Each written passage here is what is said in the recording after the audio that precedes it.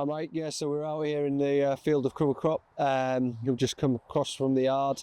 If you'd like to explain a bit about what sort of species you've got here, what you've got going on, and what sort of benefits in and around why you've got it in the ground.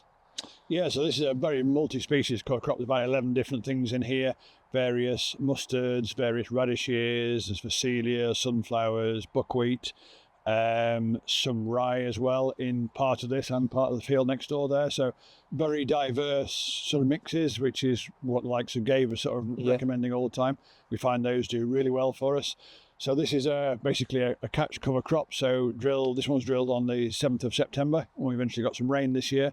So not quite as advanced as usual, but what I'm trying to do is basically grow a big biomass to feed the soil in the future. So after winter barley harvest, usually plant this, usually sort of late July, early August, so I get a lot more growth on it.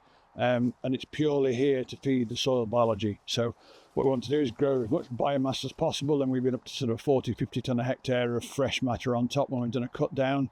And the idea is to then roll that down with the Moore's uni drill that we've got, which does a fantastic job, and plant spring beans straight into it. So the idea is Gabe's sort of 5 principles here: soil armour, living root in the ground all the time, no till, ticking all the boxes really.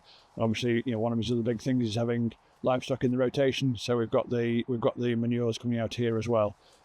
Very important part of the carbon building, the carbon sequestration part of the business, but also actually feeding the soil biology. That's the really important thing, and that's where a lot of people, I think, aren't improving the soils as fast as they can do, because you've got to feed what's there. So this roll down, this will last sort of 12 months on the surface, and still we harvest the beans, and we'll be chopping the bean straw and leaving that on top for the following year, and then back into cereals again.